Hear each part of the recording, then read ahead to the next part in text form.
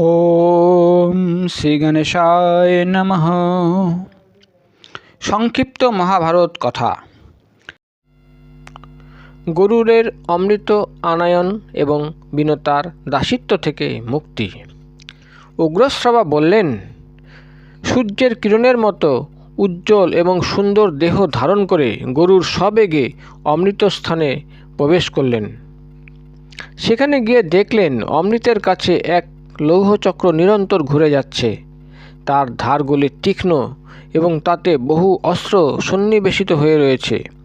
সেই ভয়ঙ্কর চক্র সূর্য এবং অগ্নির ন্যায় প্রভাসম্পন্ন। সেটি অমৃত রক্ষার জন্য নিযুক্ত ছিল। গরুর সেই চক্রের মধ্যে প্রবেশ করার রাস্তা খুঁজতে লাগলেন। তিনি নিজ দেহ অত্যন্ত ছোট করে মুহূর্তের মধ্যে চক্রের একটি ফাঁক দিয়ে ভিতরে ঢুকে গেলেন।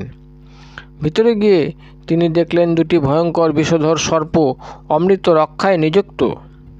তাদের জিভ এবং চোখ লকলক করছে, শরীর আগুনের মতো দীপ্যমান। তাদের দৃষ্টিতেই যেন বিষ ঝরে পড়ছে। গরুর ধুলো ছুঁড়ে তাদের চোখ বন্ধ করে দিলেন। চঞ্চু এবং ডানার ঝাপটায় তাদের ক্ষতবিক্ষত করে দিয়ে অত্যন্ত দ্রুত বেগে অমৃত নিয়ে উড়ে চললেন। তিনি নিজে অমৃত পান করলেন না। আকাশপথে উড়তে উড়তে সর্পদের কাছে চললেন। আকাশপথে তার সঙ্গে ভগবান বিষ্ণুর দর্শন লাভ হলো। গরুরের অমৃত পানের লোভ নেই জেনে ভগবান বিষ্ণু অত্যন্ত প্রসন্ন হয়ে বললেন, গরুর, আমি তোমাকে বর দিতে চাই। তোমার ইচ্ছা অনুযায়ী বর চেয়ে নাও। গরুর বললেন, আপনি আমাকে আপনার ধ্বজাতে রাখুন, আর অমৃত পান না করেও আমি যেন অজর অমর হই। ভগবান বললেন, তথাস্তু। গরুর বললেন, আমিও আপনাকে কিছু দিতে চাই, আপনার যা ইচ্ছা চেয়ে নিন। ভগবান বললেন, তুমি আমার বাহন হয়ে থাকো। তাই হবে বলে গরুর তার অনুমতি নিয়ে অমৃতসহ যাত্রা করলেন। এর মধ্যে ইন্দ্র চোখ খুলল। তিনি গরুরকে অমৃত নিয়ে যেতে দেখে ক্রোধান্বিত হয়ে বজ্র নিক্ষেপ করলেন। গরুর বজ্রাহত হয়েও সহাস্যে কমলস্বরে বললেন, ইন্দ্র, যার অস্থির দ্বারা এই বজ্র নির্মিত, তার সম্মান রক্ষার্থে আমি আমার একটি ডানা ত্যাগ করছি। তবুও আমি আপনার ধরাছোঁয়ার বাইরে। বজ্রাঘাত আমাকে কোনোভাবে আঘাত দিতে পারেনি। গরুর তার একটি ডানা পরিত্যাগ করলেন। তাই দেখে লোকে অত্যন্ত আনন্দিত হলো। তারা বলতে লাগলো, এই ডানাটি যার, সেই পক্ষীর নাম সুপর্ণ রাখা হোক। ইন্দ্র চমকিত হয়ে ভাবলেন, এই পরাক্রমশালী পক্ষী ধন্য। তিনি গরুরকে ডেকে বললেন, পক্ষীরাজ, আমি আপনার শক্তি সম্পর্কে জানতে এবং আপনার সঙ্গে বন্ধুত্ব স্থাপনে ইচ্ছুক। গরুর বললেন, দেবরাজ, আপনি চাইলে আপনার মধ্যে বন্ধুত্ব বজায় থাকবে। নিজের শক্তির সম্বন্ধে আর কি বলবো? নিজ মুখে নিজের গুণের কথা বলের প্রশংসা সৎপুরুষের দৃষ্টিতে ঠিক নয়। আপনি আমাকে বন্ধু ভেবে জিজ্ঞাসা করছেন, তাই আপনাকে জানাচ্ছি যে পর্বত, বন, সমুদ্রসহ সমগ্র পৃথিবী এবং তার উপরে স্থিত আপনাদের আমি নিজের এক ডানাতে উঠিয়ে বিনা পরিশ্রমে উঠতে সক্ষম। ইন্দ্র বললেন, আপনার কথা সম্পূর্ণ সত্য। আপনি আমার ঘনিষ্ঠ বন্ধু হন।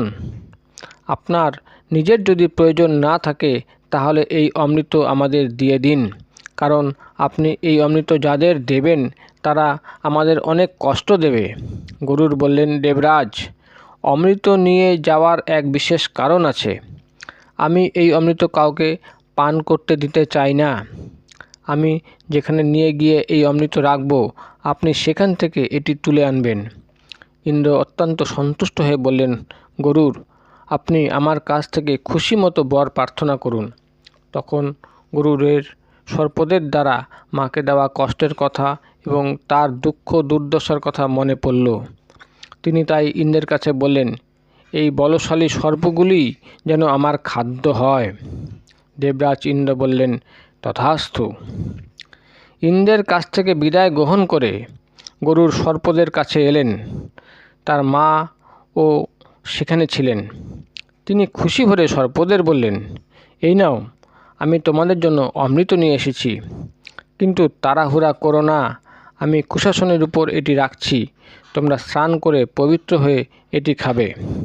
এখন তোমাদের কথা অনুসারে আমার মা দাসিত্ব থেকে মুক্তি পেলেন, যেহেতু আমি আমার কথা রেখেছি। সর্পেরা তার কথা মেনে নিল। সর্পেরা যখন আনন্দ সহকারে স্নান করতে গেল, সেই সময় ইন্দ্র অমৃত কলস নিয়ে স্বর্গে চলে গেলেন। স্নানাদি সমাপন করে সর্পেরা ফিরে এসে দেখল অমৃত কলস নেই। তারা বুঝতে পারল যে তারা বিনতাকে দাসী বানাবার জন্য যে কপটতার আশ্রয় নিয়েছিল, তারই ফল।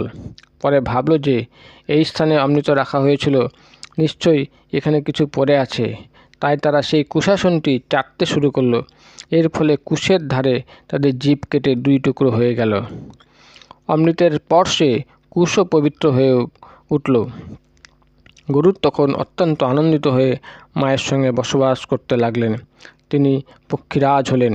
চতুর্দিকে তার কীর্তি ছড়িয়ে পড়ল এবং তার মাও অত্যন্ত সুখী হলেন। শেষনাগের বরপ্রাপ্তি এবং মায়ের অভিশাপ থেকে রক্ষা পাওয়ার জন্য সর্পদের আলোচনা। শৌনক জিজ্ঞাসা করলেন, সুতনন্দন, সর্পেরা যখন জানতে পারল যে মাতা কদ্রু তাদের অভিশাপ দিয়েছেন, তখন তারা তার নিবারণের জন্য কি করল? উগ্রশ্রবা বললেন, সেই সর্পদের মধ্যে শেষনাগও ছিলেন। তিনি কদ্রু ও অন্যান্য সাপেদের ছেড়ে দিয়ে কঠিন তপস্যা শুরু করলেন। তিনি শুধু হাওয়া খেয়ে তার ব্রত পালন করতেন। ইন্দ্রিয়াদি বশীভূত করে গন্ধমাদন, বদ্রিকাশ্রম, গোকর্ণ, হিমালয় ইত্যাদির তরায়ে তিনি একান্তে বাস করতেন এবং পবিত্র তীর্থ ও ধাম পরিক্রমা করতেন।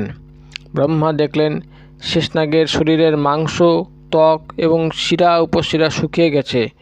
তার এই ধৈর্য এবং তপস্যা দেখে তিনি শেষনাগের কাছে গেলেন এবং বললেন, শেষনাগ, তুমি তোমার তীব্র তপস্যা দ্বারা প্রজাদের কেন সন্তপ্ত করছো? কী উদ্দেশ্যে তুমি এই ভীষণ তপস্যা করছো? প্রজাদের হিতার্থে কিছু করছো না কেন? তোমার মনের কি ইচ্ছা বলো? শেষনাগ বললেন, ভগবান, আমার ভাইয়েরা সকলেই মূর্খ। আমি তাদের সঙ্গে থাকতে চাই না। আপনি আমার এই ইচ্ছাটি পূরণ করুন। এরা একে অন্যের সঙ্গে শত্রুর ন্যায় ব্যবহার করে। বিনতা এবং তার পুত্র গরুরকে এরা হিংসা করে। আমি তাই ওদের থেকে পৃথক হয়ে তপস্যা করছি। বিনতনন্দন গরুরও আমাদের ভাই। আমি তপস্যা দ্বারা এই দেহত্যাগ করব, কিন্তু আমার চিন্তা এই যে মৃত্যুর পরেও না আমাকে ওদের সঙ্গে থাকতে হয়। ব্রহ্মা বললেন, শেষ, আমি তোমার ভাইদের কীর্তি সবই জানি। মাতৃ আদেশ লঙ্ঘন করে এরা খুবই বিপদে পড়েছে। তুমি ওদের কথা বাদ দিয়ে তোমার জন্য কি চাও বলো। আমি তোমার উপর সন্তুষ্ট হয়েছি, কারণ সৌভাগ্যবশত তোমার বুদ্ধি ধর্মে অটল রয়েছে। তোমার বুদ্ধি যেন সর্বদা এমনই থাকে। শেষনাগ বললেন, পিতামহ, আমি সেই বরই চাই যাতে আমার বুদ্ধি ধর্ম, তপস্যা এবং শান্তিতে যেন সংলগ্ন থাকে। ব্রহ্মা বললেন, শেষনাগ, আমি তোমার ইন্দ্রিয় ও মনঃসংযমে অত্যন্ত সন্তুষ্ট হয়েছি। আমার আদেশে তুমি প্রজাদের হিতের জন্য এক কাজ করো। এই পৃথিবী সমস্ত পর্বত, বন, সমুদ্র, গ্রাম, মন্দির ও নগরসহ হিল্লোলিত হচ্ছে। তুমি একে এমনভাবে ধারণ করে থাকো যাতে এই পৃথিবী অচল হয়ে বিরাজ করে। শেষনাগ বললেন, আপনি সকল প্রজার স্বামী এবং সমর্থ। আমি আপনার আদেশ পালন করব। আমি পৃথিবীকে এমনভাবে ধারণ করে থাকব যাতে এটি হিল্লোলিত না হয়। আপনি এটি আমার মস্তকের উপর স্থাপন করুন। ব্রহ্মা বললেন, শেষনাগ, পৃথিবী তোমাকে পথ দেবে। তুমি এর ভিতরে ঢুকে পড়ো। তুমি এই পৃথিবীকে ধারণ করে আমার অত্যন্ত প্রিয় কাজ করবে। ব্রহ্মার নির্দেশ অনুসারে শেষনাগ ভূগর্ভে প্রবেশ করলেন এবং নিচে চলে গিয়ে সমুদ্র বেষ্টিত পৃথিবীকে চতুর্দিক থেকে ঘিরে তাকে মাথার উপর তুলে নিলেন। তিনি তখন থেকে স্থির হয়ে অবস্থান করতে থাকলেন। ব্রহ্মা তার ধর্ম, ধৈর্য এবং শক্তির প্রশংসা করে নিজ স্থানে ফিরে গেলেন। মায়ের অভিশাপ শুনে বাসুকী নাগ অত্যন্ত চিন্তিত হয়ে পড়লেন। তিনি ভাবতে লাগলেন কী করে এর প্রতিকার করা যায়। তিনি ভাইদের সঙ্গে গিয়ে পরামর্শ করতে লাগলেন। বাসুকী বললেন, ভাইগণ, তোমরা জানো যে মা আমাদের অভিশাপ দিয়েছেন। আমাদের ভেবেচিন্তে তার প্রতিকারের উপায় বার করতে হবে। সব অভিশাপের প্রতিকার হতে পারে, কিন্তু মায়ের অভিশাপের কোনো প্রতিকার ভেবে পাচ্ছি না। আমাদের এখন আর সময় নষ্ট করা উচিত নয়। বিপদ আসার আগেই তার উপায় বার করলে কাজ হতে পারে। তখন সমস্ত বুদ্ধিমান ও চালাক সর্পরা ঠিক বলে চিন্তা ভাবনা করতে লাগলো। কোনো নাগ বলল, চলো আমরা ব্রাহ্মণ সেজে জনমেজয়ের কাছে গিয়ে অনুরোধ করি যেন তিনি এই যজ্ঞ না করেন।